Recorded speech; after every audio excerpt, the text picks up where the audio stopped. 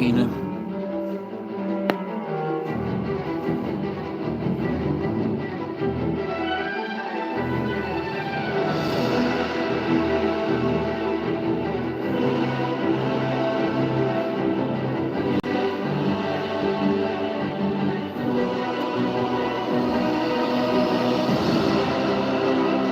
I missed you guys too. Sorry it took so long.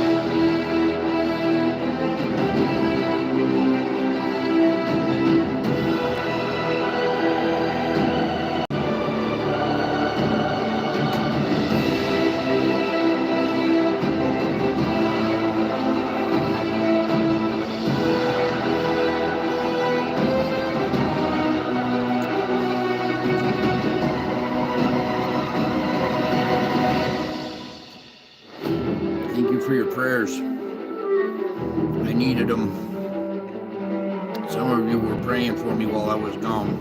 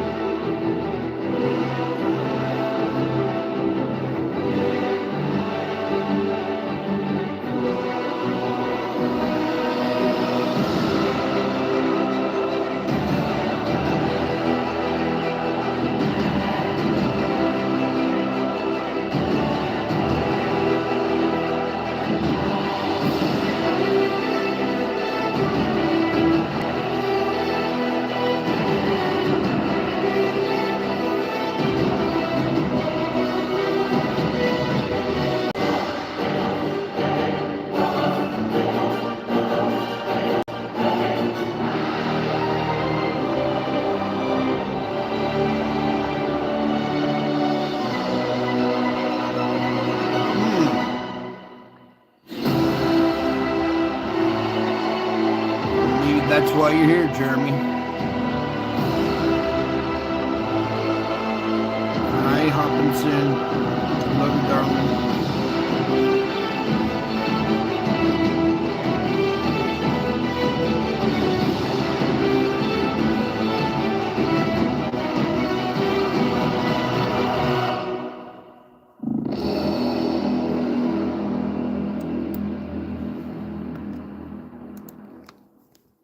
All right, howdy, folks. Welcome back. I told you I would be back. It's just a matter of time. So, sorry about the long little wait there for all you guys, but thanks for your prayers. At this moment right now, I would like to thank you for taking a moment of your precious time to be part of this precious family. Okay? It truly, truly is what it is. Okay, you are blessed beyond your wildest imagination. So I have been through quite an ordeal the last 4 weeks. So bear with me. All right. I didn't even think I'd be doing a show quite even this early, but we got activity going on. So here we go. Here's our opening frame right here. As you can see, this little structure going on, and I'm going to zoom out of this, and we'll get this loop started here. Our normal little show going here, if we can. All right, and while that loop's playing, let me scooch it for you. You can see this is November 17th. Sorry, maybe you can't. November 17th, 2024. Let me scroll down and put that in the middle of the screen there. And you can see our bigger object interacting with the sun there. Okay, and you see our backward shaped, like C-type shaped CME out of this one. Sorry, I'm trying to adjust my camera a little bit there. All right. Yeah, it's been quiet lately on the sun, probably because all this stuff's been happening to me instead. Unbelievable what I've been through. Anyways, let's try to capture this opening frame here, and we'll plug through this. If you detect something different in my voice, it's because I'm still in a state of shock.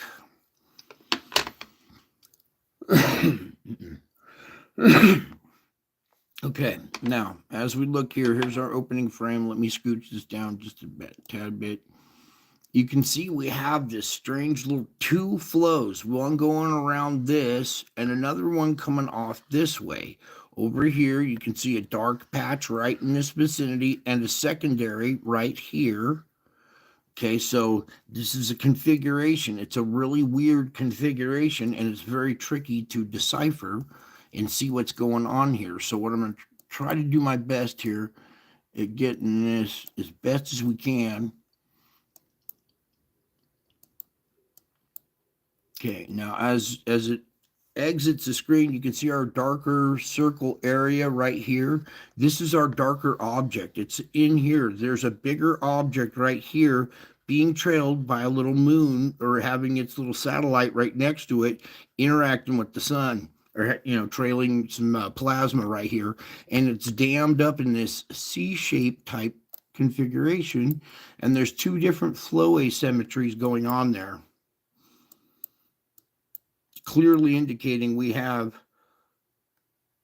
a dual object effect here.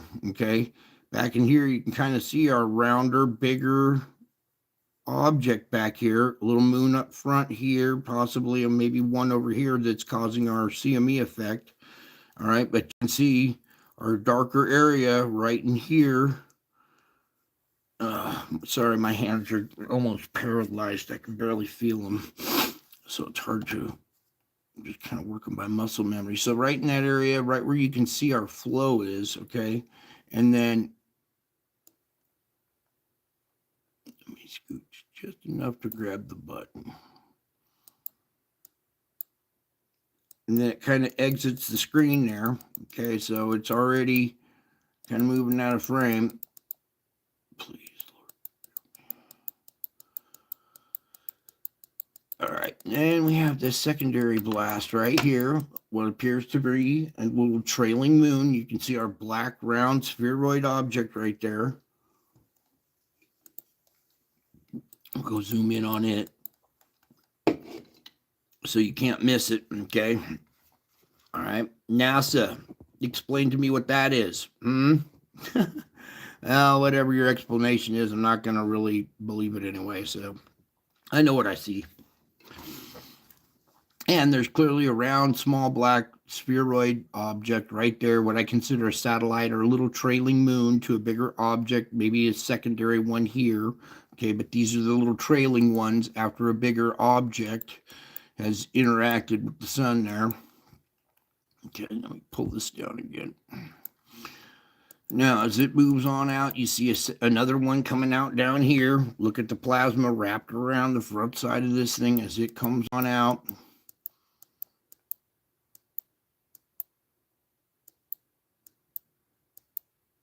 something streaking through there too. Zing.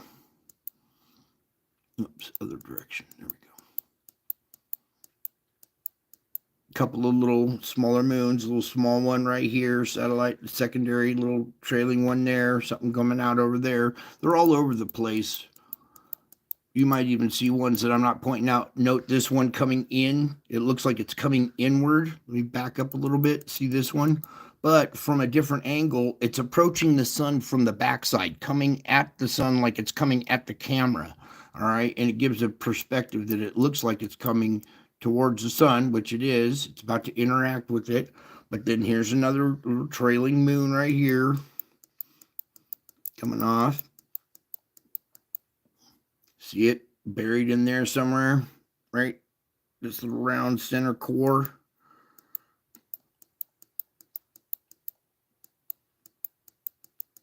Okay, and then this blast right here down below could be heading our direction. So let's just go ahead and let that play for a second. Let me scooch it down a little bit, get it a full frame for you. And let that play for a minute. Okay, whew. Now, with that rolling and in motion, your eyes detect it a little bit better. Look for your black round object right in there on this first one, right in there. Okay, it's easier to see when it's easier to detect when it's moving and it's in motion there, okay? And it's not necessarily draping around it perfectly like we're used to seeing. It's two fields interacting with each other right there. All right. So there's our latest event right there. Okay, so now let's come on over to Solar Ham here. Our solar flux indice, we're in the green. That's good. We're at 146. We're only up 6 points, which is fine because we're in the green right now. Sunspot number count is at 117. We're up 46 spots. So we were way down for a while, okay? Meanwhile, the area is in green too. Let's pop open this. Our activity was coming out of this region right here. So that one's probably tapering off, leaving now. That one's almost out of the frame. We have this big region that's rotating into view on the limb right here. Not much to see right now. So let's come on over, slide on over, roll on up, see how fluxed we are. It goes X-ray flux, that is. Swimming pools and movie stars. I keep bumping this little tripod thing. Let's try something like this, maybe. So I don't bump it anymore. All right, that's better. Okay, been very quiet lately. Just one small slight M flare a couple of days ago. So we've been just putting along here, a little bump here and there. All right, that's today's activity that we just looked at. And our event right there in the middle, okay, doesn't look like much, but that was our big object event right there. Then as we come out of it and start going into today, which is now tomorrow, which is now today, there we go. You can see we've had some spiky little, activity here. So let's come on back. We'll take a look at this. Let me refresh. You guys don't want to see this, huh? Well, tough. We're going to see it anyway. All right, another event coming out of this region over here. And then note we have this spire and a very dark patch right here. So I'm expecting our second. These usually come in a pack of 3, these bigger ones. So we're probably going to see our second one, bigger object come out of this region. Maybe its moon will, interact with this first, and then the bigger black object in this region. So, all right, let's come back over to here. So there's your activity right there. Meanwhile, X flare potential 10%, M flare potential 50%. Not much to really write home about. Okay. Geomagnetic forecast, all green for the next 3 days, which is good as well. We haven't had much geomagnetic activity, so it's been kind of calm right here. You see, we had a little roller coaster ride here, but it's the baby roller coaster, so that's okay. Taking in too much energy, so I'll take that. That's okay. Meanwhile, with the exception of an occasional low-level M flare the past several days, solar activity on the Earth-facing side of the sun has been mostly uneventful. If you have been keeping a close eye on the east limb the past 24 hours, you would have noticed an almost steady stream of plasma being flung hundreds of thousands of kilometers above the sun's surface, or the surface of the sun, sorry. This signals the presence of a potential active region that will turn into view during the upcoming week. Okay, so you see these little fingers, these little plasma fingers reaching out. Well, they're reaching out to these objects as they pass by. Remember, we're looking, there's a coulter over this. The sun is this white circle. So when we're looking at this is looking at inside the occulter. We're not seeing this stuff right here on the instrument that we're used to, that I usually show. Okay, so, and you guys know this, you're over at Wages, you guys pay attention, so that's good too. So there's this weird looking hand with a thumb and four fingers reaching out off the sun. Yeah, for a reason. You wouldn't believe me if I told you so. We're just going to continue on. Meanwhile, CME moving away, not much to see. Slight little increase. Whoops. Let this play out really quick. Okay, see it moving away there. Yeah, all the satellites really close to Earth and in proximity right here. So interesting configuration for the moment. You can see a slight rise in plasma density until we hit about the 18th here, which is, well, now. Okay, a few other little pops, instruments here. Let's get back to this. The BZ component of the interplanetary magnetic field, or the IMF, is currently in the south pointing position, enhancing geomagnetic activity. KP4 is likely with a chance for minor G1, but that was back on the 14th. Okay, so that was the only little hiccup we've had since I've talked to you, is this BZ component. Meanwhile, let's get over here. Solar activity remains low. For the third day in a row, solar activity remains low. No large sunspots are facing Earth, and NOAA forecasters say there is no more than a 10% chance of X-class solar flares. Isn't this supposed to be solar max? Well, yes, but even during solar max, the sun sometimes takes a few days off. And it takes it out on me instead. No. Activity will probably resume later this week. Okay, acid clouds in the stratosphere. Season for polostratospheric clouds, or PSCs, is about to begin. NASA climate models show that the temperature of the North Polar stratosphere rapidly dropping. It's only days away from reaching the cold threshold. Note, acid clouds in the stratosphere. They didn't mention anything about acid or clouds in the stratosphere, probably way down in here. But you can get over here to this article and read more about it if you want. I just wanted you to see that they are talking about acid clouds in the stratosphere. And it could be sulfuric acid, because we have a lot of SO2 shooting way up into the stratosphere, don't we? All right, now let's move on. Let's get on over here to the Schumann resonance here. Take a little peek of what under the hood here. Please, can we have this? Please. All right, let me access some of these other instruments. Sorry. Keep that one and that one for later. Okay, so there's your Schumann resonance for right now. As you can see, we're putting along. We had good continuity for most of the day today. Previous day, we had some grinding, not too intense, but still some pressure right there at that verge of when it pops up to the surface and we see volcanic blasts, earthquakes that relieve that pressure, and the grinding stops and we go back to normal activity. Here is some weakness right here. Okay, you see these little stripes that go through the green band right there? That is not good, okay? That is where the Schumann, the frequency gets very weak. And when the Russian cosmonauts went up, they forgot to put this frequency in the capsule. And the cosmonauts went insane and violently killed each other, okay, in the capsule because of the lack of that frequency. So when you see little gaps like that, that's a lack of that frequency. And that's where people get irritated, agitated, violent, angry. Just, it's very, it can throw you for a loop sometimes. All right. So we've had this slight little roller coaster. It's the baby roller coaster, not too bad, but we did have a couple of pulses here where it got very weak and, temperatures flared. All right. Now we're going back to grinding. Pressure is starting to build down below. The core and the shell are starting to rub on each other, and we're getting intense frequency. We're getting intensity at these frequencies from, let's say, 16 on up to, or down to 0. So 0 down to about 16 or 20 hertz right there.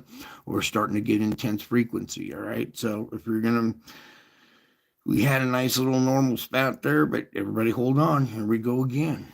All right. Now let me pop this open and get rid of it. Now, while we're here, you can see our tropical convergence zone. Now that we're going more into winter time, it's starting to recede down further south here, this blue line, but we still have it reaching clear up into here. All right, so our tropical convergence zone has this awkward little shift in it running right here instead of down here at the equator. Over on this side again, pulling back a little bit, you can see it comes up not so high, but, about midway through this 15-degree parallel right there, okay? Then we have this crazy little eye over here spinning, and this one, a weird little nose coming down, and if you see it, you see it. If you don't, well, stick around. You will be. Okay, let's drop, or not drop down, but let's go up in altitude. Check out our vortexes again with this eye, or this vortex here, and this one. Okay, so we got a couple of storms spinning around out there. Here's your Pacific gyre conveyor belt structure going on here with this really intense band going up towards the Kamchatka Peninsula right up there. Meanwhile, I just showed you during the opening, the typhoon that just slammed this area again. A while back, I think a couple months ago, I reported that they were on their 19th typhoon. So no telling what their count is now. We're probably 20s, mid 20s or something. How many typhoons have struck this area since springtime? Okay, so they just endured another one, and it looks like it's still going this direction due to possibly hit this region. Okay, we got another one going on down here as well, but that's way out in the middle of the ocean there, so it's not really any threat. Let's get over to our particulates and try doing the sandstorm report without the wind. Thank you. All right. Now our sandstorm configuration has changed up a bunch. You see that we got, intense pockets here, but it's not really reaching across the Atlantic with that strong white blast anymore. It's more of this weaker little flow right here. But we're coming in towards the tail end of this season and stuff where a lot of our hurricane genesis is being produced in this region. This has actually done its job for quite a while, so thankfully it has. Okay, but as we go back over to this side, you can see it's calmed down a little bit over here as well. We still have intensity around this region, the Middle East and stuff, but it's still there. The face is still there, but the eyes aren't so intense anymore. They're just still watching though. Okay, down here in Australia, having their own independent sandstorm, independent of the rest of the world. They're having their own. Okay, so it's not just that region. South America looked like, they were having some of their own for a while, very lightly though. All right, so there's your sandstorms. Now let's get over to our SO2. Whoops, chemicals. SO2. There we go. And we'll take off the wind. And wouldn't you know it? The country divided. still. Right down the middle. One side bleeding out, very porous type crust. The other side thicker, more mountainous granite. So any kind of leak is a perforation in the crust, like a volcanic perforation. So there you go. Your country divided still. Oh, good to see you, Michelle. Bless you too, sweetie. All right, let's get into this. Let me add the fires and see how well we're doing on that. Because SO2 coming out of the ground so hot it's sparking fires, but really quiet lately, so that's good. Okay, even though we do have some healthy plumes growing around, it's keeping the fires have been kind of minimal lately, so that's good. As we come here, let me take these fires off now, because down here they use it for heating and stuff still. So you can still see Cuba, Jamaica has a lot of pressure underneath there, still purple. We had a good quake in this region lately. We also have all these islands out here spewing SO2. We come to the top of South America, all the way down its west coast. We're going to stop off here at the fulcrum point. You can see these other ones up here have diminished in strength and size. They're very weak right now. It's just this main fulcrum point one that's still there. So a little lowering in pressure, which is probably help the earthquake magnitude in that region. All right, you can see this big plume of SO2 that's being pulled out into the Pacific here because of all these sites right here. And that's a good indication that, pressure in the region is pushing this out, and we're seeing a lot of SO2 emissions, relieving pressure in that region and keeping quake magnitudes at a, medium level, which is good. Yeah, think about all these independent sites is like a little pinprick in a bicycle tube or a big old, floaty tube, and each one relieves pressure independently, and overall they relieve pressure a lot. So as we come here to the hub of the Pacific Rim, you can see Oahu still spewing SO2, Maui and Hawaii. We've had different volcanoes going off lately, so come on over here to this part and back up for their time frame. Okay. There seems to have lightened up over here, even though it's very dark and very, still intense and stuff. It looks like overall it is lightened up in this region. Same with India, okay, and same in the Middle East as well. There are still some pockets that are intense and everything, but overall the color has kind of diminished a little bit. All right, we're going to go into Taiwan here.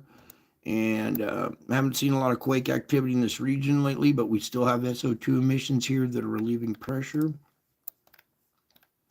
Come on down. You can see Java is really dark purple. Okay, so a lot of SO2 coming out of here, a lot of volcanic emissions, a lot of volcanoes going off here. Same with Sumatra. It's all filling in, volcanoes going off. And these islands, these outer bank islands here, are all emitting SO2 as well. So a lot of volcanic activity in this region, and it's the relief valve in this region that kind of keeps pressure, moderated.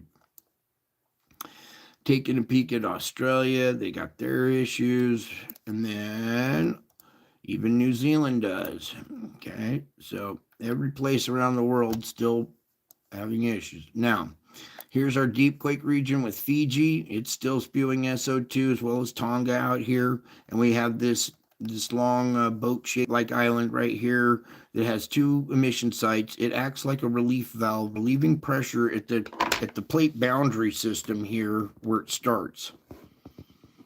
Yeah, right about there.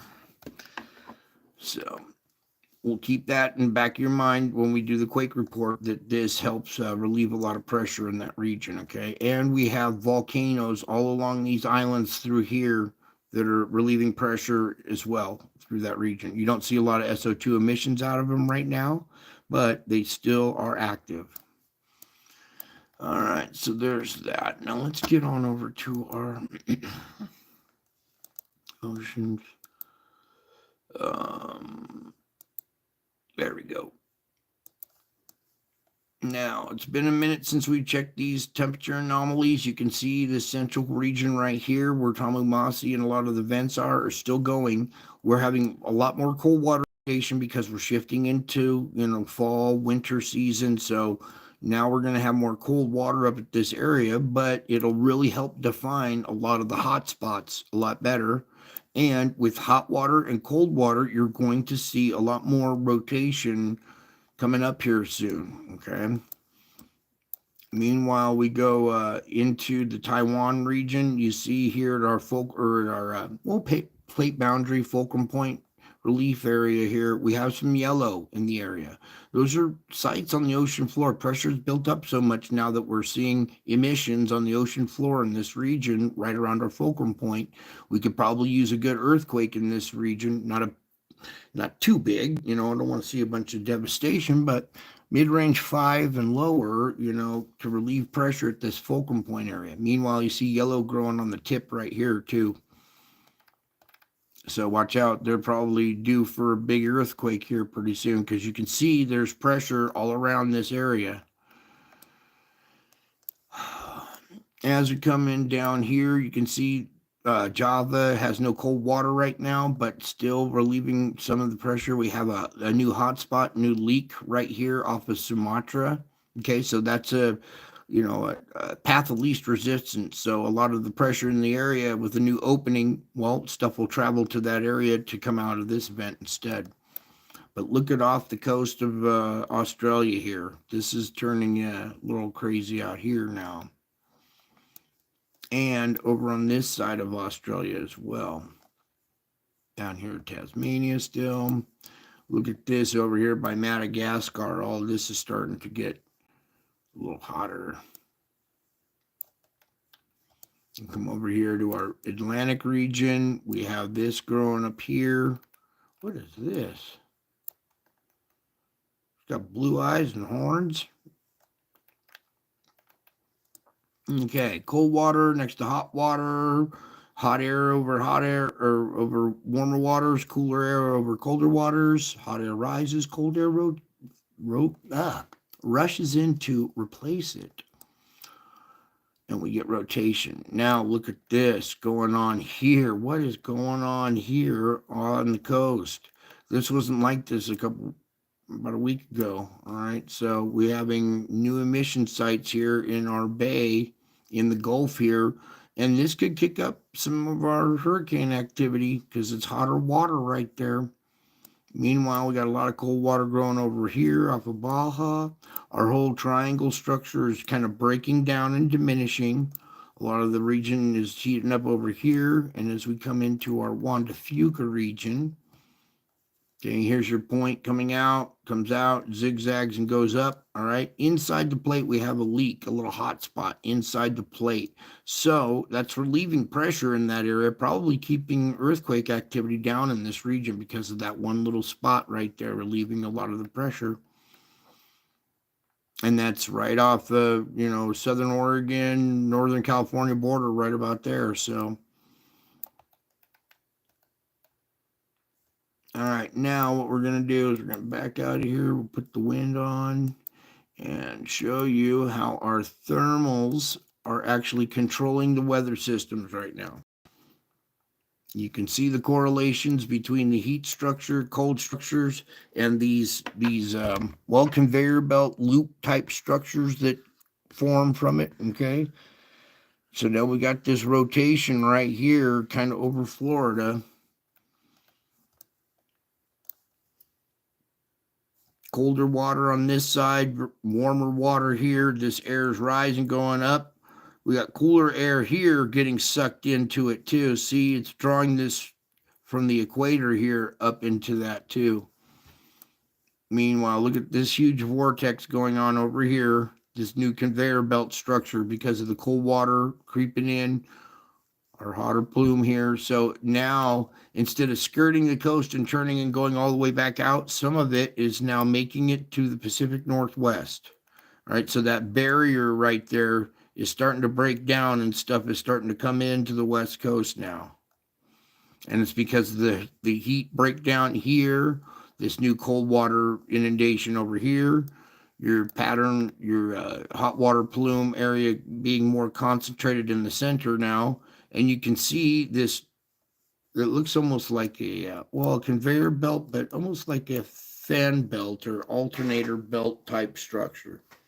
And I'll let that sit there for a second so your eyes can see the correlation to where cold air is rushing in to replace hot air that's rising. Um, this is being, our thermal structures are still controlling the weather. Okay, and there's the Pacific. Let's come on over, take a peek at the Atlantic really quick. And let that sit there for a second. And you can see our sand plume here, instead of being pushed straight out, is being rotated up this direction. And it's keeping everything closer to Africa. So it's not reaching out so much across the Atlantic like we saw. Meanwhile, we still have warmer waters. Whoa, what's going on here?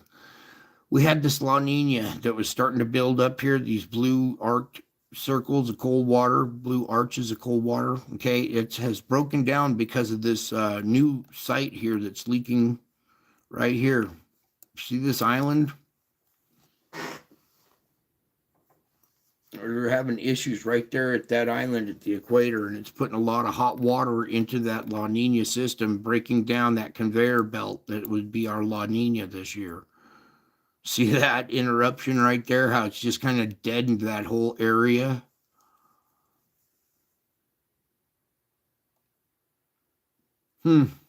Interesting.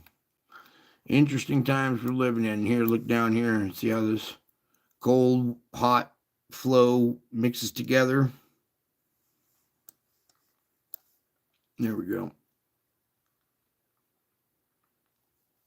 All right, so there's your, let's even look over here, sorry. Right there's good. Okay, so there's your weather pattern systems being set up still by your thermal plumes under the water. Okay, and really quick, we're going to go back over here to the air, and we're going to go up to our polar vortex. Take a peek at it because it's growing in size and in strength. We got two feeds. Oh, that's an opposite spinning vortex right there. So there's your main vortex with one little feed coming into it. Then we have this other vortex still rotating around. So we got a bipolar vortex at the moment. Let's put it like right there. There we go. A bipolar vortex right now as it's setting up through this transition season. That's the North Pole's one. And let's see here at the South Pole. See how theirs is dying in strength. And its actual bipolar vortex is now this big, long, stretched out conveyor belt here at the southern hemisphere. So as they go into summer and we go into winter, this will break down on the southern hemisphere, and our new polar vortex for the wintertime is setting up pretty strong right there. And let's just take a look at its location right now too. It's reached down already to North Africa.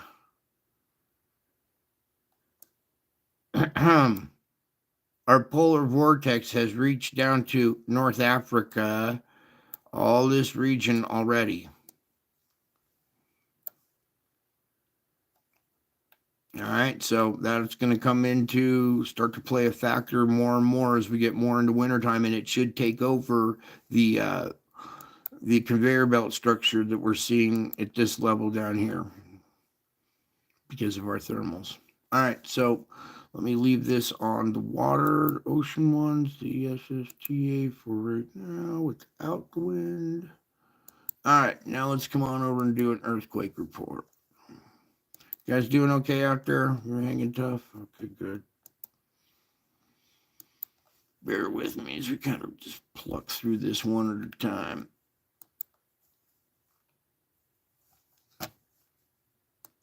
Okay, satellite. And close that out. Close those out. And let's do it. Okay, our deep quake region. Now we're seeing pressure growing on the Schumann. Okay, which means down below there's pressure building, shell and the core grinding. It's going to make the magma heat up and expand and swell, and it's going to cause deep earthquakes that'll push up to the surface, right? Okay. Oh, good. Risk 603 made it. Good. Good to see you here. All right. Deep quake area. Let's get into it. Here, 4.4 down at 422. That's a mid range. That's not very deep. I want 5 and deeper. So there's 508, a little higher than mid range. Okay, 4.8. We're used to seeing 4.5. So 4.8 here is your one deep quake, which in a mid range one right here, usually put about 5 energy into the system. But we have this little island right here that's leaking a lot of the pressure. So we don't see a lot of quake activity through here. We have volcanoes in there relieving pressure. Then we get up to this region where we would see 5 activity, and here we have 5.2. It's a little deeper. It's not right at the surface. So at that depth, that tells you it's on a volcanic feature. It's on the flank of a volcanic feature. Okay, you see these little islands and this whole little flank right here. Also, this is a volcano, and you can see its little flank, its little footprint that reaches down to the ocean floor, and right there at the footprint, you want 4.2 down at 106 there. And these are all little pathways reaching up through the crust like little channels, and pressure pushes up through them, trying to find its way to the surface. 4.8 here at the surface, scrubbing energy right there. This little deep quake patch right here. Sometimes we get some deeper ones. There's a 4.3 at 122. Right here, fulcrum point, where 2 plates actually intersect, would be a fulcrum point. 4.2, it's down at 170. Now, see, we got plate intersecting with another plate. You see all these volcanoes that have grown along this weak spot right through here. All right, well, branching off this way is probably going to be some other little seamounts under there. And something down there rumbling around, trying to form a new island or something. We come over here to Java, where we're seeing the purple island relieving a lot of pressure through SO2 emissions, and it's a lot of pressure and volcanoes going on, and it's still not enough because now we're starting to see 4.4 at the surface here, scrubbing energy right there. So that's good. It's nothing too big. It's magnitudes that are devastating. So the pressure released through SO2, volcano, and earthquake, keeping all of them at a medium level. See how it works? If we don't have, emissions, either medium levels all throughout the thing, it'll build up and we'll see either a bigger volcano blast or a bigger earthquake or, a sudden, burst of SO2 emissions. Now, we saw a lot of temperature things going around Taiwan. That map was yesterday's map because it takes so long to compile all that information and put it on the map. Those thermal projections or anomalies that we were seeing around Taiwan yesterday had produced a quake here today, 5.2 at the surface, scrubbing energy right there. As we come up into this region, here's our big quake right here, 6.1, and that's even closer to the surface at 8. All right, this is probably a little stronger than 6.1 too, because we know what happens at this site sometimes.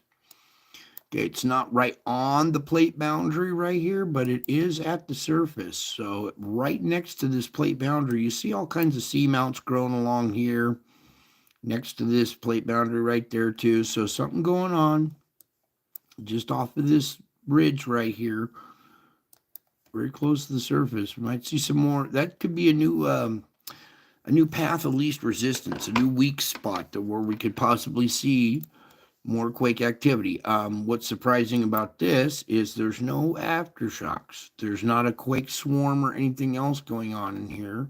Seems to be just this one single isolated 6.1. So we'll have to watch this region for any kind of little flurry or quake swarm or any kind of. But for now, it appears that we have 6 energy at the surface, relieving a new little weak spot right there. Nothing around China. We come up to this fulcrum point. We got a 4.4. That's really shallow for this region. Usually they're Their fulcrum point quakes are down at 120 or something, okay, because it's really thick, mountainous, rugged terrain. A lot of faults run through that structure right there. Coming on out. Look at this on the mid-Atlantic ridge. Wow. 5 there, 5-1, 5-0. So 3 5s right here at the plate boundary on these little fulcrum point jagged little cutout, right? Okay. We have one on one side of the cutout, one on the other side. Well, two on the other side, actually. Okay. But right there is a weak spot. And we've seen 3 magnitude 5s right in a row right there relieve a lot of pressure in that region, which is good. Keep it out there instead of striking land. More 5 energy at the surface over on this plate boundary. Another plate boundary quake. What do we do with 4.9s here? Another 5 on a plate boundary. So you can see our system called the Earth and its crust. When pressure builds up down below, we see it vent through earthquakes, volcanoes, and SO2 emissions. So to cover all that, let's go all magnitude into America.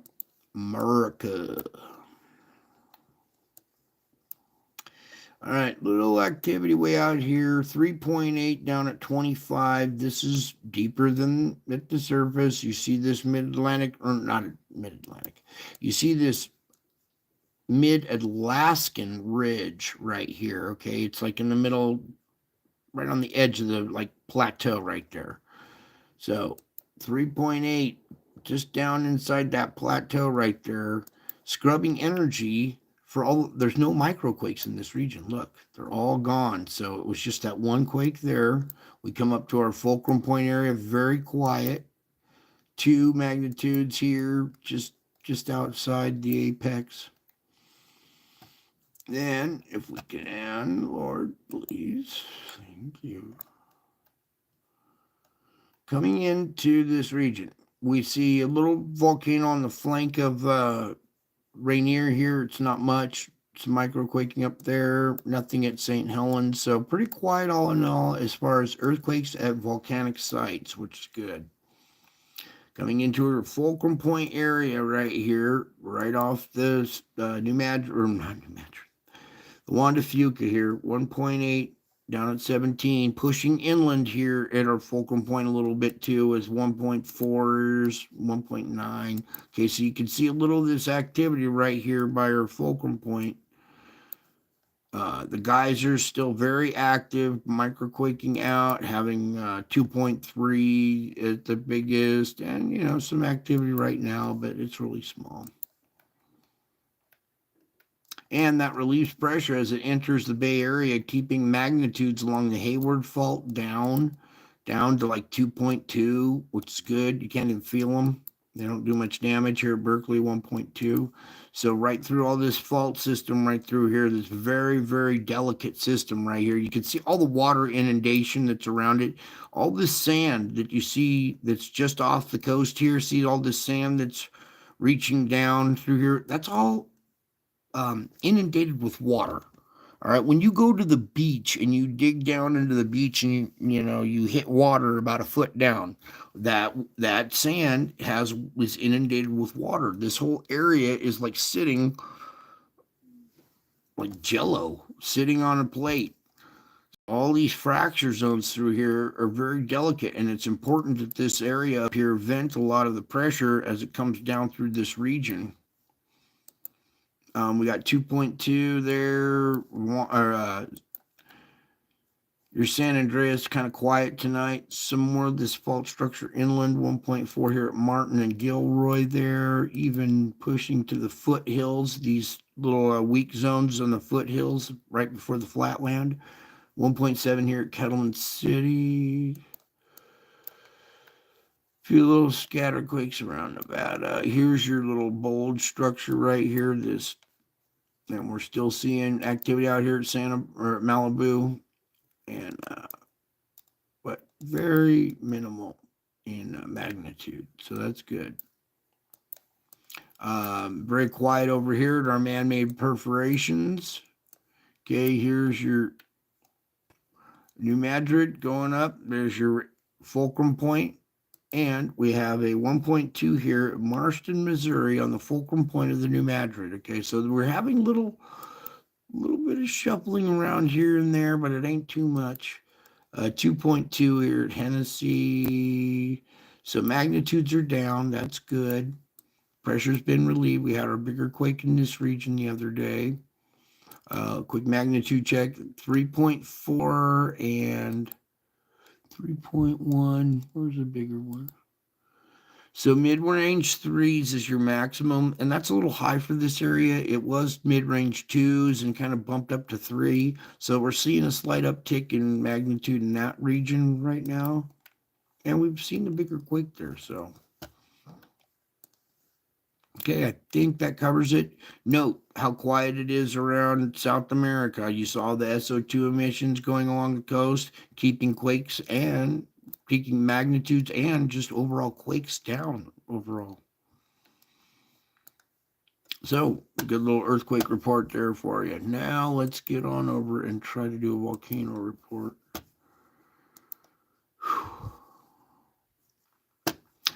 Okay, can you see up there it says 36 and 34? Which makes an even 70. Before we were at 69, now we're at 70, and I'm not including the 26 at unrest. We're keeping a conservative count here. 36 that are currently erupting and 34 that are very active, all right? Back when all this started happening to me, if I'd have told you 7 years ago that 7 years from now we'd have 70 volcanoes, you would have said you're out of your mind. There's only one volcano going on. Well, here we are 7 years later, and we do have 70 volcanoes going on. And even though it sounds crazy, well, I'm still crazy about you. So let's get into it, shall we? I would love to help support you, but I do not have any access to money.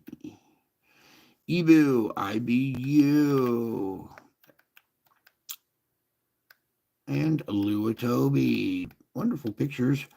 Canleon or Canon, 9,000 feet. Ibu or IBU at 8,000 feet. Luatobi, 8,000 feet. Popocatépetl, 23,000 feet. Okay, there was a good shot of Popocatépetl with a double shock wave coming off of it.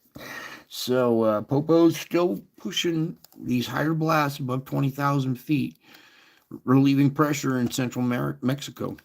Santa Guido, 14,000. Reventador, 14,000.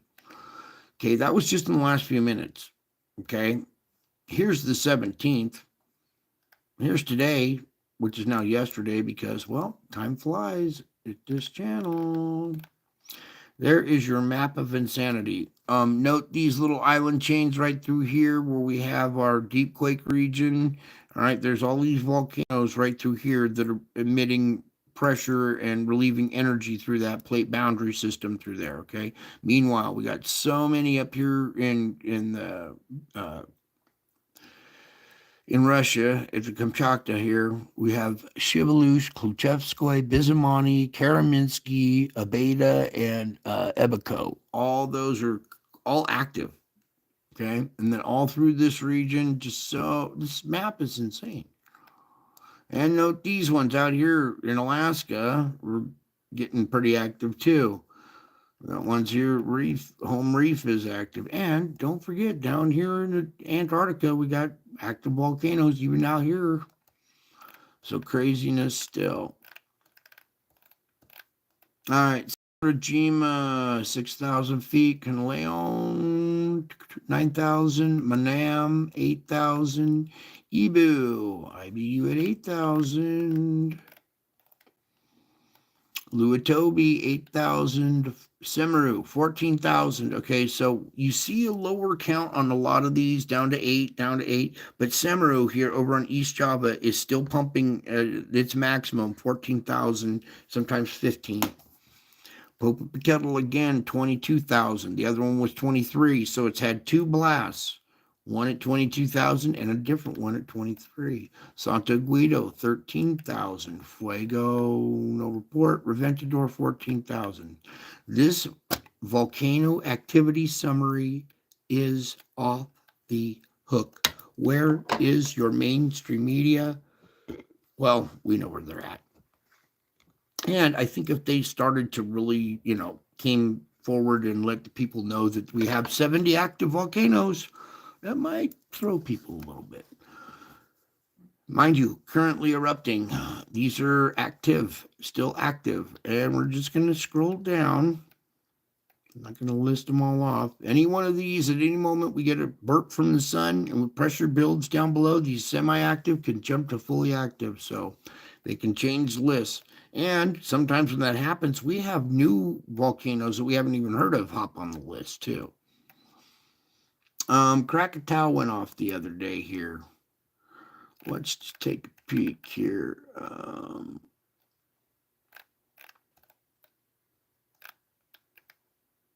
Krakatoa webcams. I thought they were going to just give us a nice, brief little summary. All right, well, the son of Krakatoa is a very important volcano because last time when Krakatoa went off, it darkened the planet for a long time. So, all right, there's your report, your volcano report for today. Now, let's move on and talk about our weather here. Let's see if we can pull up some tidbits for you guys.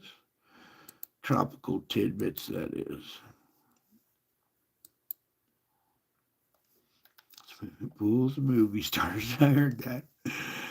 Okay, so while this thing's loading up, we have these cold air masses now that are coming in from the Pacific. I showed you our new setup in the flow, and now you can see cold air storms dumping snow, bringing severe weather up into British Columbia as well. Okay, when these cold air pockets push down in, remember I showed you hotter water in this region, hot air coming up, hot moist air coming up, cold air coming in, and where they collide is where your severe weather is. That's your current conditions right now. The nighttime is the 17th. Let me just dip down a little bit and grab a bit of this button. Now, there are so many factors in our weather. Added ash, added water vapor. Water vapor needs a particle to stick to, so the added ash means more water sticking to more particles, means more rain, heavier precipitation amounts, larger hail, larger storms, tornadoes, larger hurricanes. That's our violent weather. Okay. Then you add the spiritual effect, the spiritual realm, which is really in control. Oh boy, it just gets out of there. So let's just kind of plug through this. Current conditions right now, the nighttime of October or November 17th, we go into the morning of the 18th.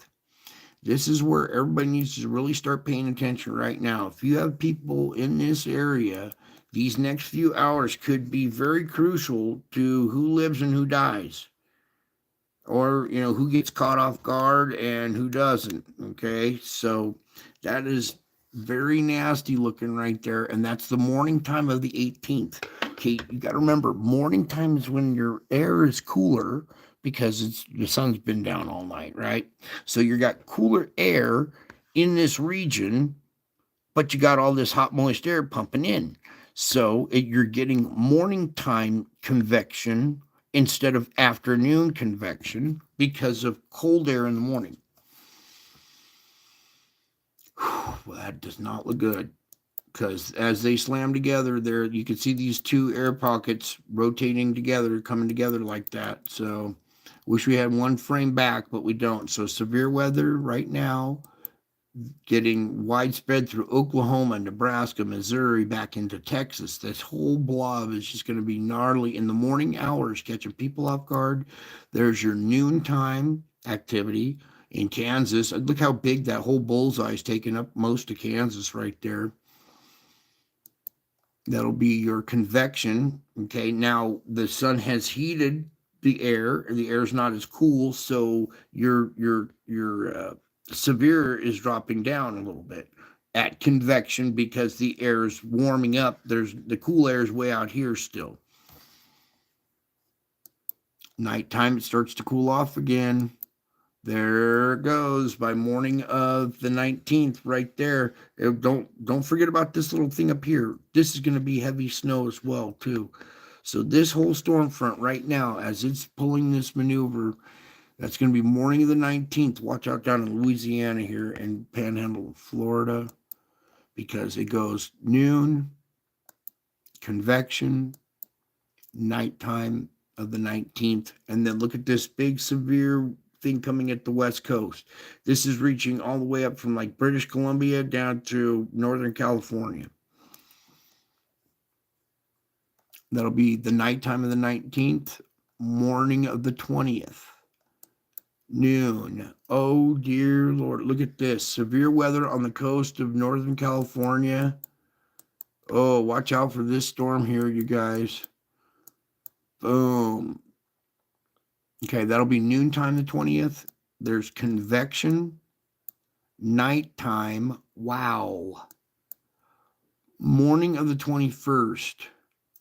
Don't forget about this big old thing. I'm looking at this over here now. Morning of the 21st, noon, convection, nighttime. Oh. Uh-oh. Okay. I don't even want to talk about time frames and stuff right now. Let's talk about this time frame right here. Starting from the nighttime of the 19th, this whole region for like 2 days straight is going to be hit with severe weather. We're talking heavy amounts of water, mudslides, flash flooding. It's going to be very, very crazy there on the coast of Northern California. Watch, starting here the nighttime of the 19th as we go through the 20th. All right, going into the 21st. All day the 20th, all day the 21st. There's the morning of the 22nd. It's still severe weather there. That's the noon time of the 22nd. Night or afternoon, nighttime, still severe weather now, starting to creep more inland here, but they're still on the coast right there until finally the morning of the 23rd. So 19th, 20th, 21st, 22nd, 4 days of just intense severe weather right there. Everybody in Northern California along that coastline in that region, prepare to get flooded, swamped. That is going to be, that's pretty close in our time frame here too. So, wow. And then this thing recirculating around too. All right, let's pray we don't have any kind of event off the sun. Well, we do have this event off the sun that would affect us. 17th would affect us the 20th. Let's back up to the 20th really quick here. Sorry, I got to do this really quick here. So starting the morning of the 20th right here, if we have geomagnetic storm on the 20th, where it's called Brazil here, but we have our event that came off here. Let's go to the 17th here, please. We're just going to have to do it the old-fashioned way because I don't trust them anymore. All right, this event that comes out down below here, you see this? That's heading kind of in our direction, all right?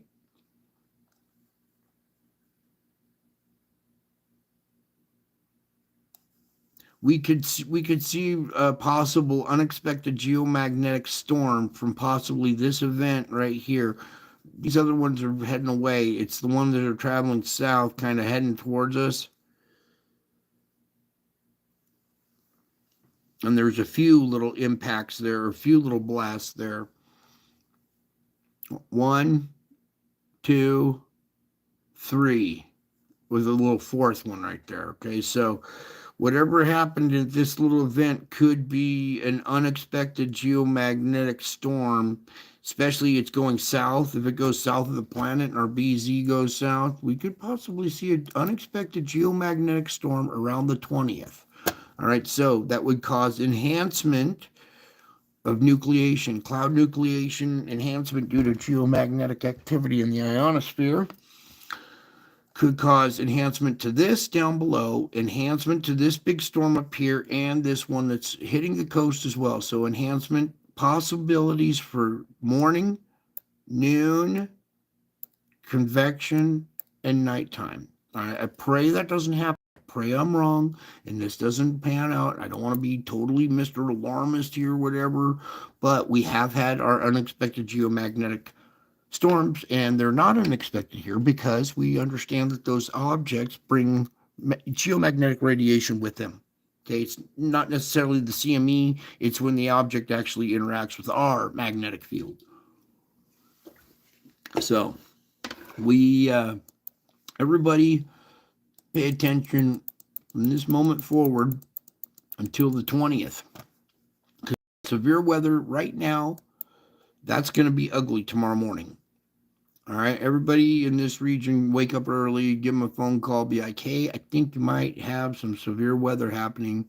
This is 4 a.m. Pacific. That would be 6 a.m. there. 4, 5, well, 5, 6 in the morning here. Okay, when people are still just kind of getting up and groggy, that's noon. That's 10 a.m. Pacific. That'd be noon right there. So noon time for them. Kansas, severe possible, weather right there. That whole storm through that whole course right there, and then the tail of it lighting up down here in Florida and Alabama. And then as soon as that starts to taper off, it's this big event coming here on the 19th. That's 2 days away. So everybody in Northern California, Oregon coast, this whole area, you got about 2 days to prepare before this monster storm comes in and lays down severe weather in the Northern California region for 4 days straight. I pray these models change, okay? But you're seeing what they're showing, okay? I'm just reporting on what this model's showing. It's all subject to change, but that's within our 3-day window, okay? So I'm not trying to be alarmist here. I'm trying to tell you guys this is a serious, very serious situation. It needs to be taken seriously, and or else there's just going to be more casualties.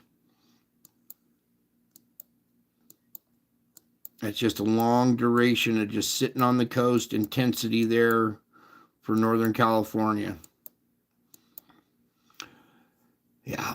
If you know people in that area, tell them heads up. There's millions of people in that region that could all use a good heads up here because that's a couple of days away. All right. That's enough of that. Now, let's move on to the spiritual report. Okay. A lot of this stuff can be very, very disturbing, and well, you need to take a break from it every once in a while. And we do our astrophysics, geophysics. Now it's time for some metaphysics, or how you work. Whoops, where am I going there? All right, so I got that one. The CIA has particular skills in developing relationships. And do they? Life is all about relationships. Might tell us. You want a relationship with the CIA. Okay, here's this video that was taken by the gentleman on, was this back on Leap Day, February 29th. And at the time of this video was taken, we were actually doing our spiritual reading, and my face showing up out by the moon. Let me pull up a couple more little things here. Where we go? There we go. That one. All right, so over the course of these last few weeks here, I have been going through quite an ordeal.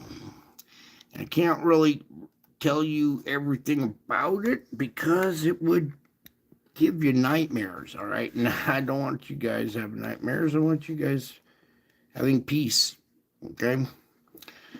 So, I've been through quite a little ordeal these last few weeks, and, well, let me just try to relate it to a few things here. So imagine somebody close to you that you love asks for your help, and you're a very helpful person, and it's kind of a dire project that needs to get done, but this person doesn't realize they're asking the impossible. It's like, you really want what? So I can't give you the exact situation, but we will give you a very, very similar scenario. So imagine if your neighbor, your friend, your family member, son, daughter, somebody very close to you asks you, hey, I need you to help me roll this rock up to my truck or whatever. And you're like, well, why are you asking me? I'm partially paralyzed. I can't really offer much strength or help because I'm physically not very strong for rolling boulders, 500-pound boulders, right? But they're like, but I know who you are and you can make things happen. And I'm like, I can, so let me try to help. But they want a 500-pound boulder rolled uphill. Okay. And it's like, you're kind of, it's a lot to be asking. So we start to roll the boulder, and well, you're going to need some teamwork because it's 500 pounds. It weighs a lot. And to get it uphill, you have to like get 5 inches and stick something underneath it to hold it for a second, and then roll another 10 inches and prop it up and jack it up on one side to make it over a little bump, and then pry it up with a stick on this side. But the whole process can't happen because everybody's too involved in what's going to happen. Oh, I want this to be done this way. I want it done that way. And it can be very debilitating when you're trying to help somebody but they want it done their way. So it's you try to show them, hey, you can't just like push the rock and then step away from it. You have to stick something under there to hold that position. Right? Makes sense? But no, they got to argue. So you can't even make it the point across.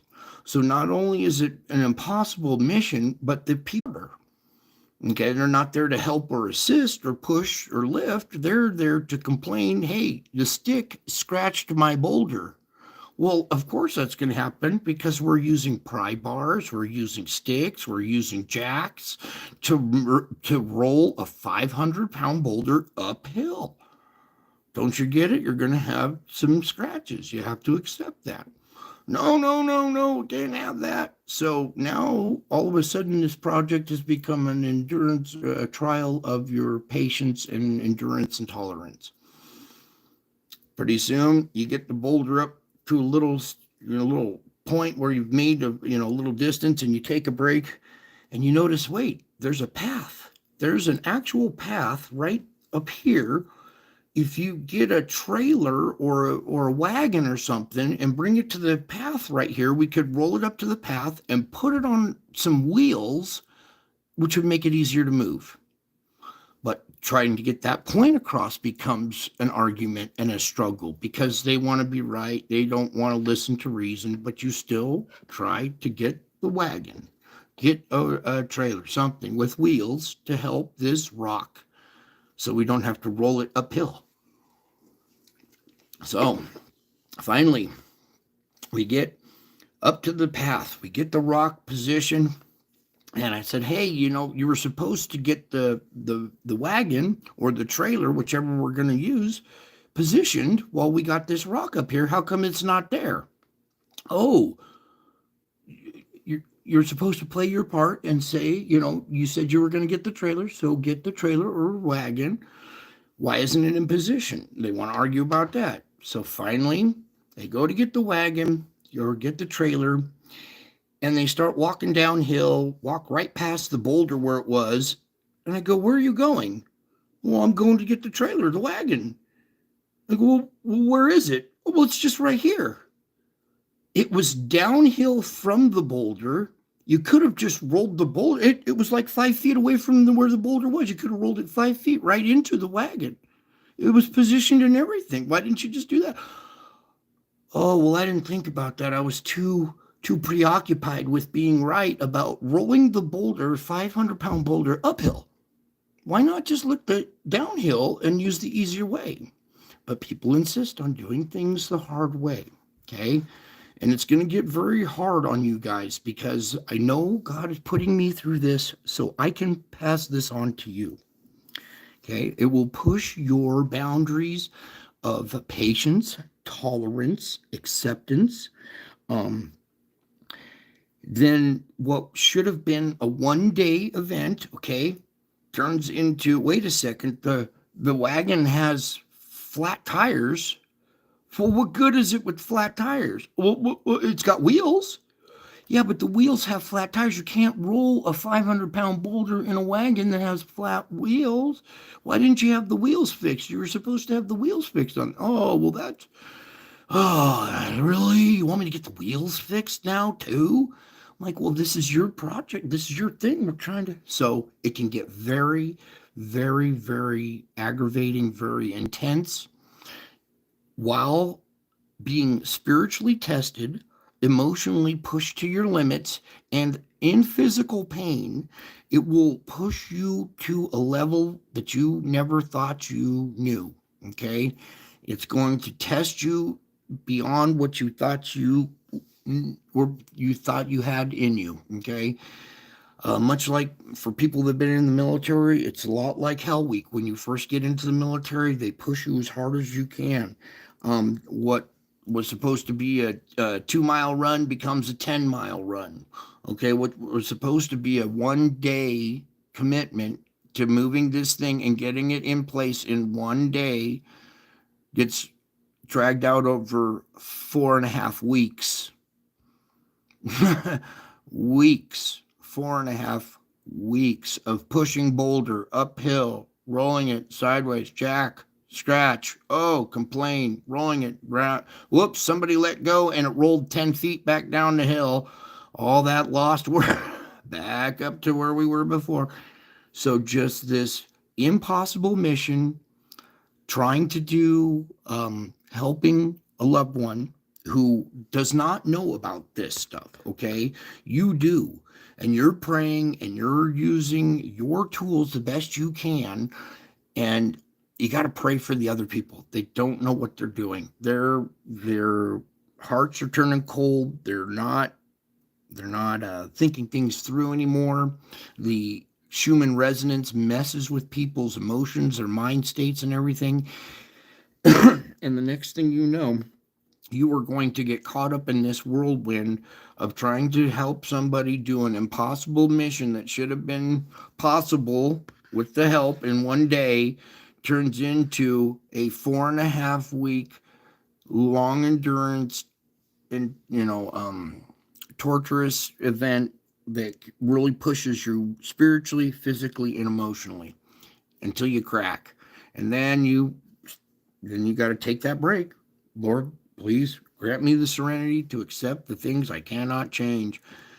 And that's when this stuff comes in very, very vital. Okay.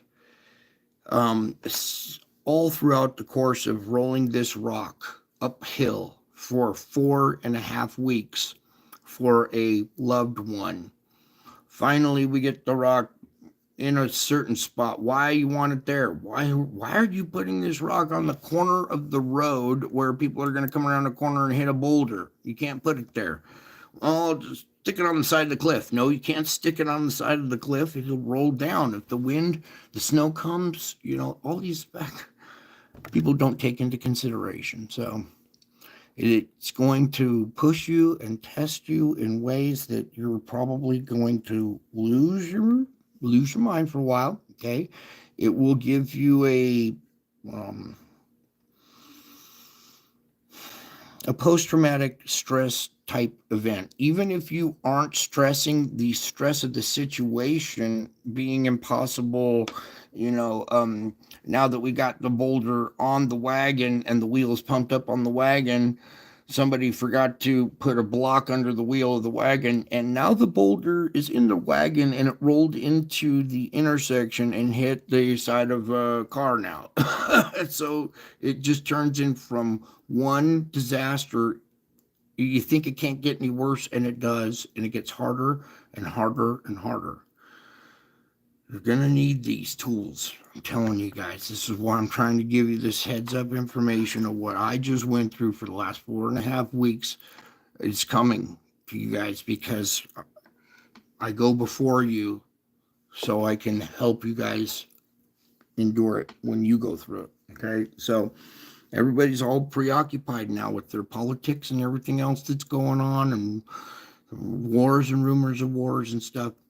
You remember, it's a spiritual battle for your mind. There are going to be circumstances coming up that will probably push you past what you thought you had. And that's when you're going to find the true character inside you. How strong are you? How much endurance? Can you pace yourself? Can you take a break? Can you, it'll be hard to focus. Um, it'll be so imprinted on your mind that sleep, it'll dominate your sleep for a while, and you won't get relief from sleep. So that's why doing spiritual work every day and overcoming every day is practice. It gives you a good, strong, healthy salvage muscle, okay, for when real events come at you. And they're going to come at you intensely too. So, throughout this whole process, I was praying, oh Lord, please let them listen to, sense. Please, no more arguing and resistance. Every suggestion I make is automatic resistance. So I stopped making suggestions. Give it a try. Go ahead, stick your hand in between the rock and the stick. Pinched out, all of a sudden you pinched your finger and now you're bleeding. Well, that's why you don't stick your finger between the rock and the stick. It's just basic stuff, but people don't learn until they learn the hard way. So I got one thing here I'm going to read to you guys that applies to that. And it's before you begin a task, okay? So when you take on this task, whether it's large or small, take time to pray about it, okay? Take time to pray about the task before you begin it, whether it's a large or small task. By doing so, you acknowledge your need for me and your trust that I will help you. This enables you to go about your work in dependence on me. There are many benefits to this practice. I can guide your mind as you think things out and make decisions. That's where people falter. Okay? They're going to force it to do their way.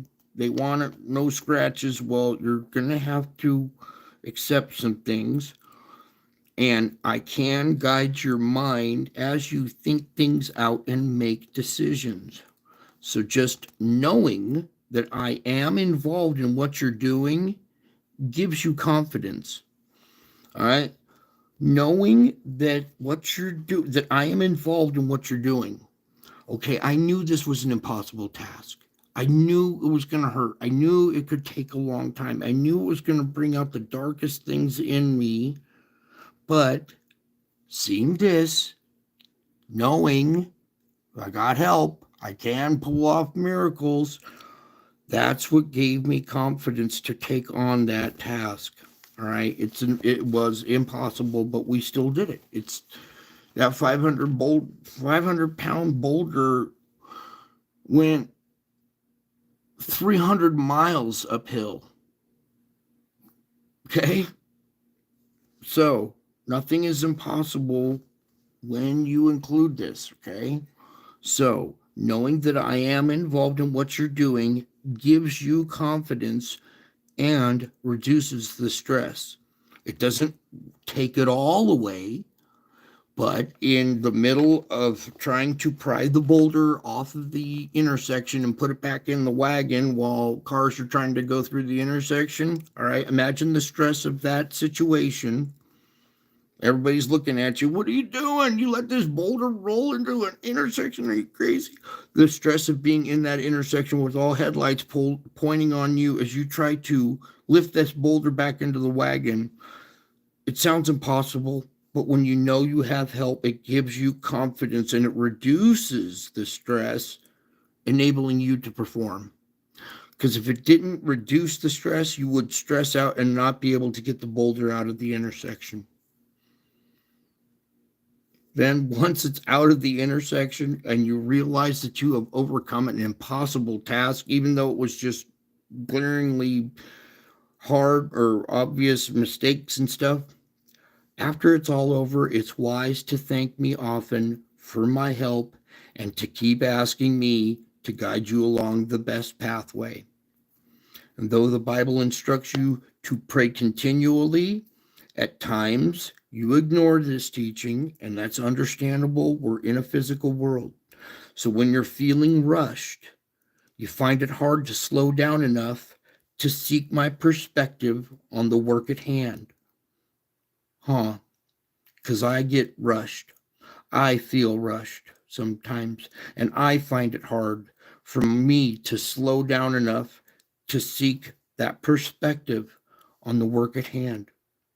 Okay, many times as I pushed and prodded with this along this 4.5 week ordeal. Okay, so it's important that when somebody is asking you to push that boulder up the hill, come on, let's get it. Let's do at least 5 miles an hour with the boulder, right? Uphill, 500-pound boulder, at least 5 miles an hour uphill, right? Wouldn't that make you feel rushed? So when you're feeling rushed, you find it hard to slow down enough to seek my perspective on the work at hand. So when you're feeling rushed, slow down enough. Seek my perspective on the work at hand. Because diving in and forging ahead on your own is actually counterproductive. And I told you all the counterproductive activities of this whole thing, how after all that, it rolled downhill and then into an so all that was counterproductive because there was not the continual praying, the listening of sound advice, the making decisions, good decisions. I was trying to make the decisions. I was listening and praying and getting the decisions that should be made, but it was the others who resisted. You will see the path. When others around you resist the path, it gets very frustrating. It gets painful. It hurts. Okay? And you're going to have to overcome that. This is not a candy dance parade here. We're fighting a spiritual warfare every day. And guess what? After the 4.5 weeks and all the PTSD and all the shock and stuff, it doesn't go away. It just continues to get harder and harder each day. So don't look at it as a stress disorder. Look at it as, okay, it's a wound that's healing up. It's going to leave a scar, and that scar is going to keep me strong. So the next time when it gets hurt in that place, it'll be thicker skin. How about that? Now, again, when you're feeling rush and you're finding it hard to slow down, seek my perspective on the work at hand, because diving in and forging ahead on your own can be counterproductive. When you request my involvement before you begin, I can point you in the right direction, saving precious time and energy. I delight in helping you with everything, even simple tasks, because you are my beloved.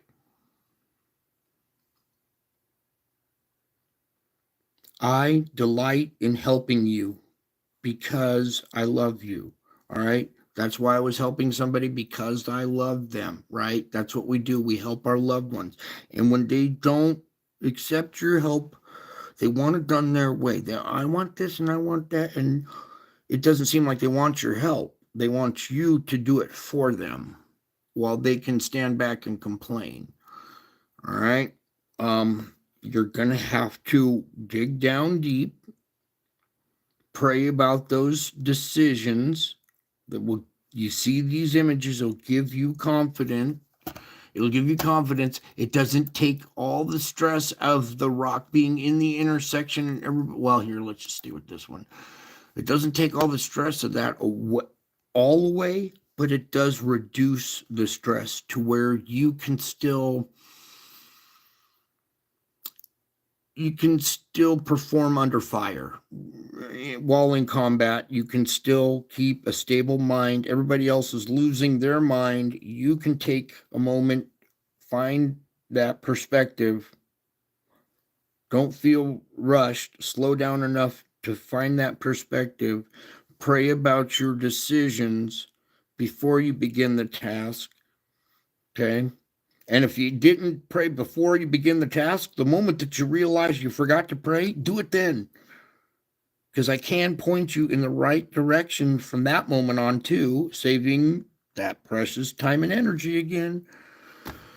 Okay, it doesn't have to be 4 weeks, 4.5 weeks of little torture when you pray before a task or during the task, or tolerance with others, patience with others. It's going to really be pushed to a level that will blow your mind.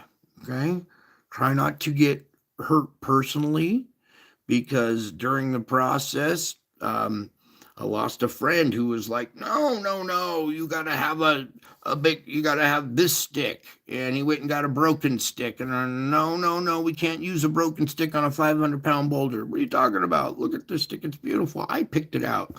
Stick it in there, it breaks. See, I told you it's going to break. Well, now I don't like you anymore. Well, it's not my fault that you just didn't listen. So you could possibly lose friends over this stuff. Okay. When you're going to start to see and hear out of your loved ones what was there the whole time, but now is kind of coming out, and you're actually seeing it and hearing it, and that can affect you too. Okay. And some of this stuff will be so intense that you can't take it off your mind. It runs its course through your mind. It'll be hard to sleep. It could be hard to go do normal activities with something racing in the back of your mind. Like for instance, say you had a lot of debt or whatever, and at night you lay down and you're trying to go to sleep and you're thinking of all the bills and all the debt. It's similar to that. It has this way of taking over your mind and ruling your mind to where you're not going to be able to function. Okay. When it gets intense like that, you're going to have to take a break. Use these images, pray, understand how this works. Try to salvage your day, try to salvage the situation the best you can. Doesn't work perfectly every time. It doesn't reduce all the stress. It still will be stressful. It still will have an impact, and that impact can be jarring and scarring. Okay, so give yourself some time and distance from that impact or situation to heal, to slow down.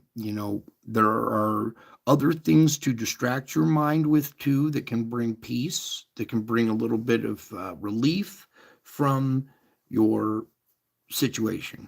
Okay. Most important, include Jesus in the situation. Pray about it. When you're getting rushed, slow down.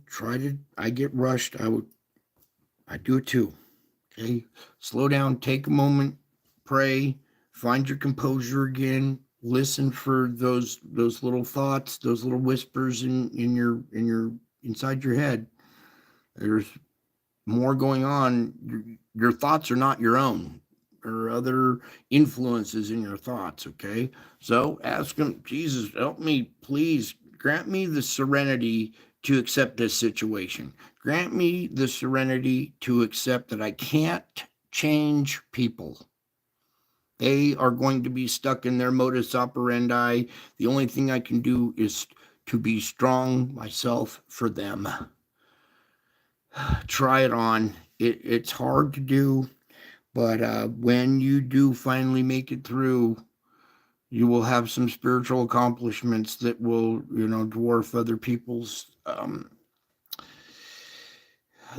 You'll just have a way of being able to make it through impossible situations. And when people come at you with a new impossible situation, pray about it first. Am I really going to take this on? Is this going to really be helpful for this person? Because at the end of this whole story, the rock, the 500-pound boulder, yeah, like why this rock? Is it like gem quality? What's it, what's so important about this 500-pound boulder? Well, I want it right here in this spot on the desert, right on this little ridge right here, propped up with a stick. And I'm like, why are you going to prop this boulder up on a side of a hill with a stick? Well, because I plan on living under a rock. Yep, all of that because they planned on living under a rock. The irony. Yeah, think about it, you guys. Think about it, pray about it before you begin a task. Think about what it might entail, what you might endure, and just just pray through the whole task too. When you find yourself being rushed or distracted, take a moment, step aside, regain composure, and do the best you can. Okay, it's progress, not perfection. Understand that it can be painful, it can be emotional, spiritual, and physical, all three at the same time. Okay, when you find all three happening at the same time, it's going to jar you and you're going to need this. Okay. So when you're in spiritual, physical, and mental affliction, all three at the same time, take a break. Know that you're doing your best. Other people don't understand. You have to forgive them. They know not what they do. They ask the impossible of you. You give the impossible. Even though they complain, it's because they know not what they do. But I know what you did. I know that you tried to help a loved one. I know what you endured trying to get a boulder up the hill for somebody who was just kind of live under a rock. Well, maybe you helped them, supplied them with the new home, if you look at it from a different perspective, right? So a lot of different things going on, and I have been very, very busy, very in a lot of pain right now, still going through this shock. All right, I'm in a state of shock still. It's kind of permanent. So I'm just going to use my tools the best I can to endure and accept. I cannot change other people. All I can do is change myself. Try to do that, be the bigger person, be the stronger person, be the one who can change, help others understand, and forgive them when they don't understand, because not everybody can catch on to this stuff, right?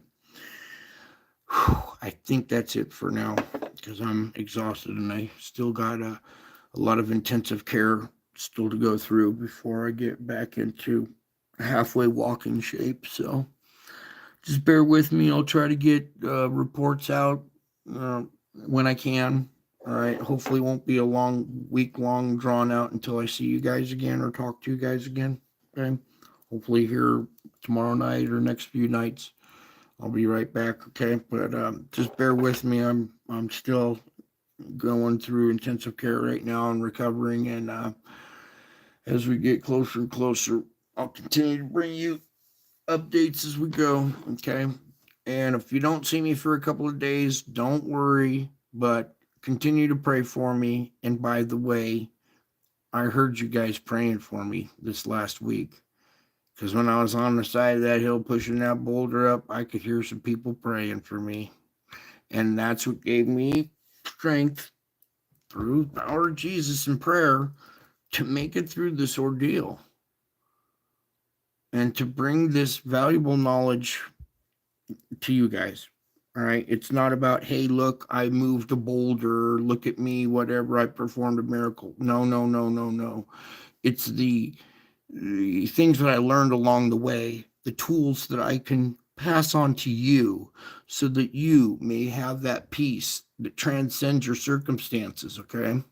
It might not be totally peaceful and totally stress free, but you will have a crutch on which to lean on and fall back on. Okay. And what's happening here? This is my face in the clouds here. Okay. You're seeing my face showing up in the clouds on Easter. A 2,000-year-old prophecy came true on Easter. Okay. I showed you Marian angels showing up in my garage. I've showed you Nemesis and Nibiru. Okay. All this stuff is true. All right. It's because of who I am. And if you're looking around for the rapture, well, the word rapture is not in the Bible. Yet we got all these different branches of people out there, pre-trib, post-trib, mid-trib, rapture, rapture, rapture, rapture. The word rapture is not in the Bible. When you see these things come to pass, look up. When you look up, you see clouds, don't you? Look up, you will see me coming in the clouds. This is me coming in the clouds with power and great glory. The crown signifies power and great glory. If you see this image of me coming here in the clouds and you are fascinated or intrigued by what you see, you are caught up in it, like caught up in a good book, like being caught up in a good song, like being caught up in a good YouTube live stream. It takes you away from your situation for a moment. You get caught up in it. You're caught up with me in the clouds. I went ahead and prepared a place here on YouTube where I am, you may be also. When I live stream and we do this show, that's when you become part of this family. That's where you meet me in the air of cyberspace, where you get caught up with me in the clouds. We do the show, we do our spiritual work, we do our salvation work, we do our salvage work.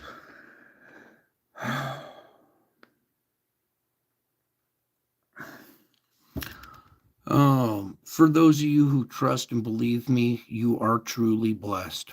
Okay. If you haven't found that miracle yet, do not give up. Keep trying. Keep trusting. Keep believing. Keep practicing these disciplines of trying to salvage your day. Even in impossible situations, while you're holding a boulder on the side of a mountain, holding your breath while somebody's getting a wagon with a flat tire, you are. Thank you, God, for this boulder not rolling away. Thank you, Lord, for giving me the strength to get it to this part of the hill. Just simple little things like that can take your mind off of the stress, put you in that thankful mood, which gives you the strength to continue to push that thing up the hill. And next thing you know, you're going to be going 5 miles an hour and you're going to cover 300 miles uphill with a boulder. And you're going to look back and go, it really happened? Wow. Yep. Because you included Jesus in it. Nothing is impossible when you include Jesus in it. It might be hard and arduous, but it'll be a victory. When you include him, it will be a victory if you do not give up. So use this tool the best you can throughout the course of your day to try to salvage your day, try to bring that light into other people's lives as you endure what you're going to go through. Your eyes are opening, your ears are opening. You're starting to hear things out of people's mouths that you're like, what? I can't believe you just said that. Now my eyes are open. Now my ears are opened. But it wasn't like they said something new. It was something that was there the whole time. You're just now hearing it. It was being said millions of times over and over and over and over, blatantly right in front of your face, and you just kind of were blind to it until now all of a sudden your ears are opening a little bit more, and you're starting to hear out of some people that you're close to, that you love, some very disturbing things. And you're going to be like, whoa. Don't take it personally. Forgive them. They know not what they do. Maybe slowly but surely they will find their way to the path. Okay, you can help guide them to the path. You found it, so you can help guide them to it too. Okay, not everybody's gonna see it, not everybody's gonna believe it, but for those who do, You are truly blessed. You do have eyes to see. What's going to happen is you're going to have ears to hear. And you're going to see and hear truth. And you'll be able to see through the lies and cut through all the deception and make good decisions that save you time and energy. Whew. Okay, I think that was it. Now let me read through here. I can't do generalities. If you were to do a post that says, I need help, pray for me, then immediately I can do something. Oh, it doesn't need to be a post. Every once in a while, you can just think of people. Brian, Don Baker. At any moment of the day, I could go, you know what? I'm praying for Don right now. No matter what, generalities are the best because he knows all the specifics of those generalities. So generalities are fine there. I wanted to thank you, Don. That's a great one. Michelle, Brian, you're a truly beautiful gift, sending an abundance of love and gratitude to you. Thank you very much. And all the beautiful people. Okay. Well, thank you, Dawn, for being here. Thank you, Michelle, for being here. Tiger's Eye. I think, where did I see? 63. Where'd he go? Christine. Thank you. Angel Wings. Thank you. There. Risk 603. Thank you for making it here, bud. Jimmy. Christine. Thank you, guys. John White. Thank you for being here, too. You guys. We're all part of a very important family. Hopkinson, too. Okay. However much you trust me is how much you get in return. If it's just a little bit of trust, well, you might get a little bit of relief. But the more you lean in, the more you get in return. Give it a try. And Maria, where'd you go? Marcia, there we are. Bless you, sweetie. I know you know. Marcia has figured it out. And she's seeing the blessings that come with it. Okay. So that's it for tonight. I love you all. I miss you all. And you are indeed caught up with me in the clouds, where I went and prepared a place here on YouTube that where I am, you may be, where we can meet in the air of cyberspace. That makes you a family member. I can't just come on over to your house and give you a hug. I would love to, but I can't. I'm in intensive care at the moment. So we're going to just do it this way, meet in the air. Meantime, we work on our salvage work each day, trying to bring that light into other people's lives. It's progress, not perfection. All right. Don't get hung up in performance anxiety. Okay. It's your perseverance, your will to persevere. Okay. I know it can be painful, it can be hard, and it can hurt sometimes, but please continue to persevere. That's all if you give up, you're just going to be, in misery already. So don't give up. Continue to persevere. You're growing in spirit inside. The whole world is against Christians. If you're a Christian, you notice that the whole world's coming after you. You're taking on wars, rumors of wars. You're taking on criminal elite bankers. You're taking on all of this evil on this planet. Kind of makes you, a hero in a way. Okay? When you include Jesus in this, you will see that you are indeed a spiritual warrior in battle in the spiritual warfare. Okay. And if it takes a couple of days, it might take a couple of weeks, it might take a few weeks until you're back from battle. All right. But while you're out there doing it, continue, just persevere. Like I said, take breaks when you need to. Try to stay focused and forgive people. They know not what they do. And just include Jesus in it, and nothing is impossible. Okay, it'll give you confidence to do those impossible tasks. Just pray before you begin the task. All right, and pray during the process too. Even though the other people aren't praying, at least you are, and that task will get done as long as you persevere. So I love you all. Thank you all for giving me being forgiving and me taking a while to get back to you. So I think that's it. I gotta go. I gotta get more rest. But until I'm back, okay, you can tell I am back. I have been back for a while. All right. And until my next show, I will be back. I'm already back. You should be able to tell. Love you. Bye.